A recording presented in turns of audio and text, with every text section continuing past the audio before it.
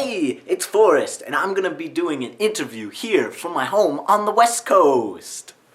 Hi, I'm in an apartment on the East Coast. However, I'm gonna have to film this video as I travel across the Eastern Seaboard, so forgive the different backgrounds. What? I wish that we were not so far apart, because if we could do this in person, it would be supreme. I think we would have so much chemistry if we did these together in person, but oh well. Please, go ahead and introduce yourself. So I'm Lexi. I live in New York City, but I'm currently traveling from DC to the Jersey Shore. And I'm a DJ. And GPS signal lost. And the GPS signal is lost. Lexi and I have been in contact for a long time, and there's a friendship there, and something that we've built through time. You know, we've been transitioning on a similar timeline, and there's a lot, you know, to learn from each other. And basically, Lexi, go ahead and talk about this next step you're taking in your sort of transformation process, because it's very interesting. Facial feminization surgery, that's like, I want to know more about that. I'm getting my face done, which is like one of the two main common procedures for trans women. And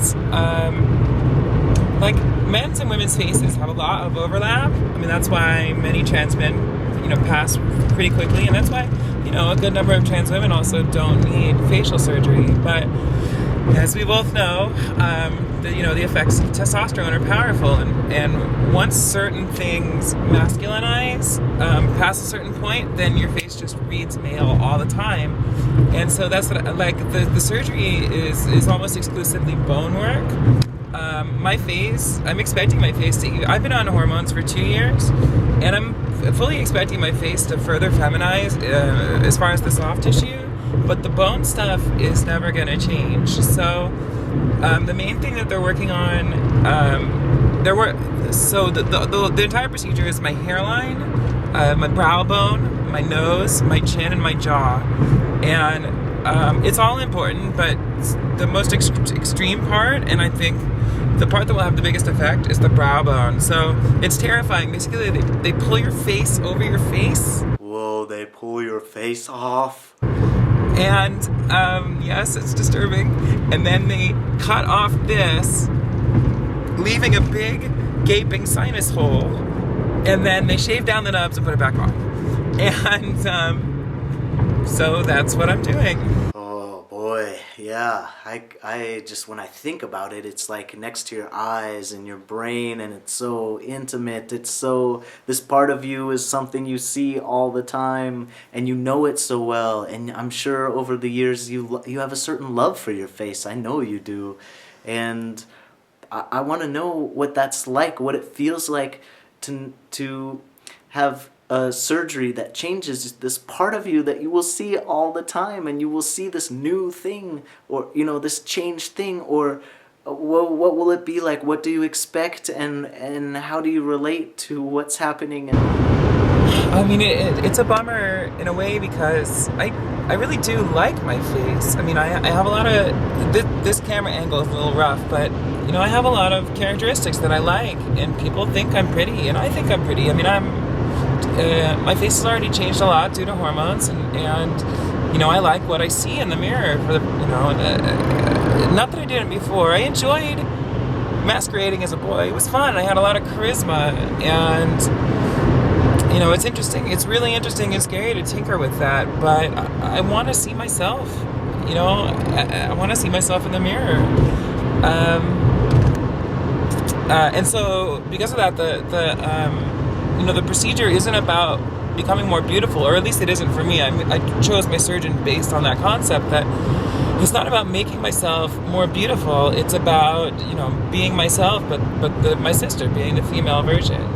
Yeah, that makes so much sense. It's not like you're going out there to have surgery and become like some sexy robot woman. You're really just going to be more you. And what I think is worth bringing up is I've been kind of amused that in your past, as you were perceived as a man, you won awards for your face. You're a very visible person as a DJ, as someone who is almost like has this character. You really were celebrating funny things about your look, and you won a competition for your facial hair. Could you talk about that a little bit? Well, it's funny you bring it up in that context because I'm actually traveling to the Jersey Shore right now to DJ the New Jersey Beard Competition, where the Garden State Beard and Stash Bash, where I won 3rd place 2 years ago. And yeah, I mean, I started hormones, I started the conceiving of transition before I even did my first beard competition. And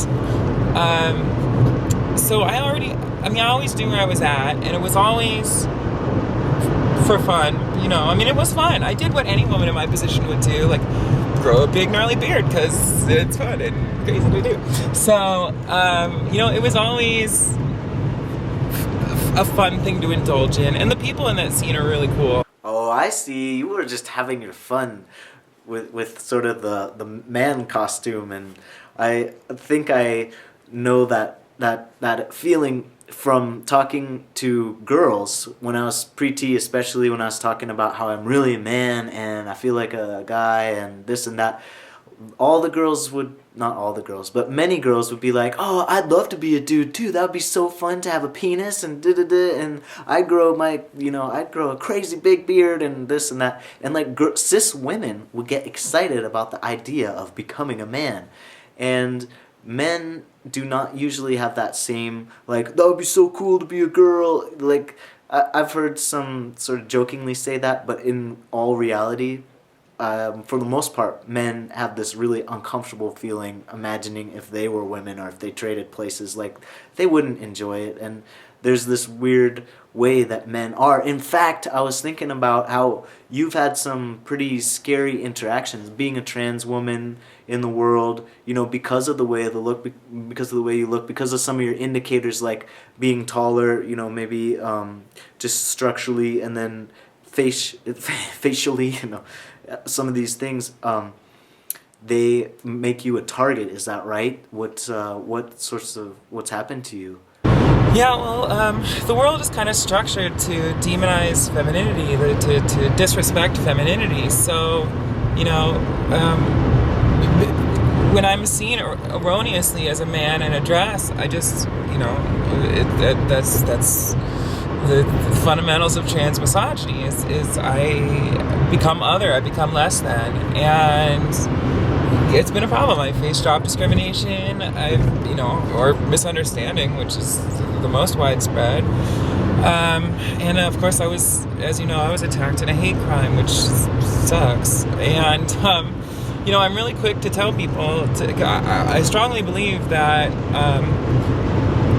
I came out okay because of race, and it really sucks, and I'm lucky, and it's a terrible situation.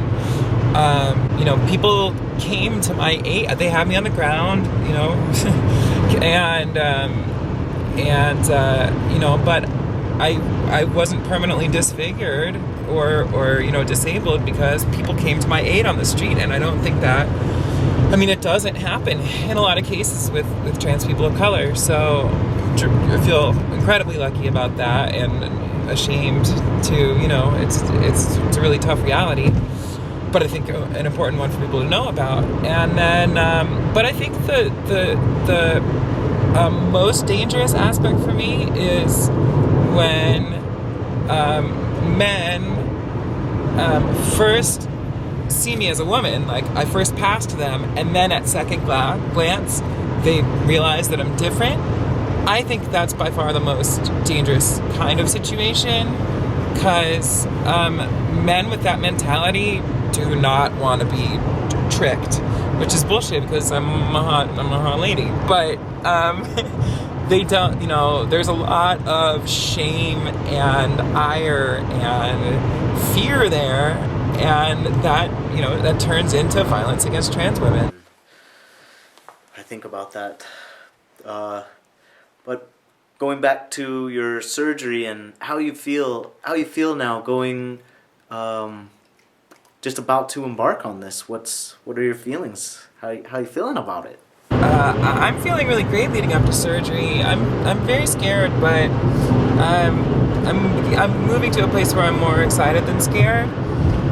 Part of the reason is I did a ton of research. Like I did a solid year, hours a day. You know, meeting with many different doctors, researching all the procedures, and because of that, and because a lot of soul searching and a lot of like asking friends for their opinion, I've arrived at a doctor that I really trust, and they do a safer procedure, which I'm going to try to outline in a video on my own channel. The cost of this surgery is intense.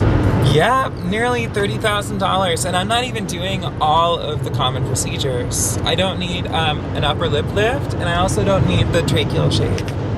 Every time I think about the cost of these different procedures and the time that we put into this, you know, just becoming ourselves and being ourselves, and how much of it is not covered or even supported by our culture and our society, it hurts so bad.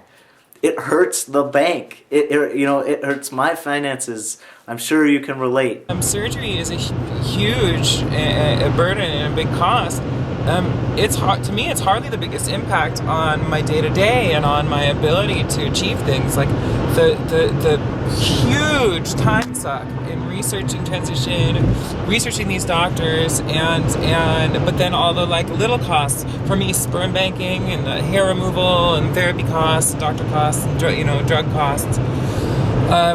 That's really what holds me down. That's what prevents me from putting time into my career, and that's what prevents me from paying off my school loans, and that's what prevents me from, savings and buying property and all the things that human beings like to do. And on my end, it's the same. The more you want to be like everybody else, the more you have to pay for every simple thing to be like everybody else.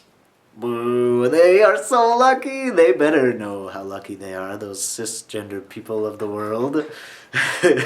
What? You don't have to pay for your beard? What? You don't have to pay for your voice? What? You don't have to pay for your, babies? But as far as the surgery costs, I feel incredibly lucky. I'm really active in a lot of communities. I'm an artist that people follow. I participate in Burning Man related things. I work on various art projects, and then also being vocal in my transition in general has affected a lot of people, and telling my story and being very plain and open, which is a risk and difficult, but because of all that,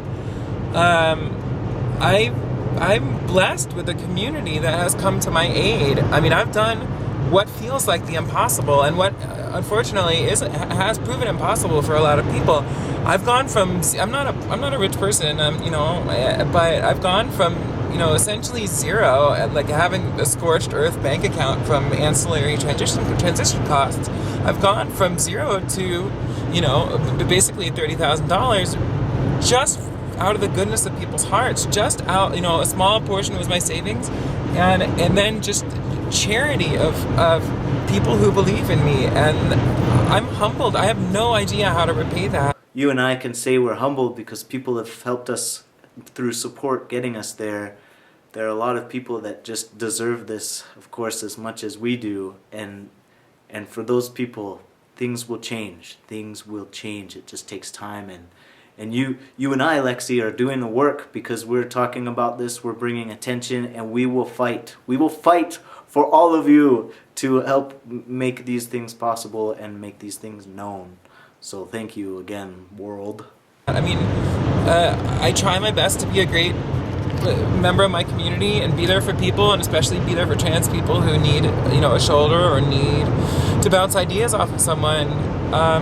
But still, I am humbled. Lexi, I can't believe you did that all in the car. And you're already one of the most beautiful women I know. I'm so glad that you have taken this time to share so much about what's going on for you, what the process is like. I, of course, learned a ton, as I always do. I wish this could last forever. I have so many more questions for you. I just cannot say enough good things. You're the best. Thank you so much for taking the time. Oh my God, thank you. I love you. Thank you so much. I can't wait for us to finally do this in person someday soon. And thank you for this opportunity to, get the information out on my final week of my fundraiser, which I still need help with, and and helping get the information out. I think that the trans feminine and trans masculine communities, have much more in common than they have different, and I really look forward to a day where we band together and interact more.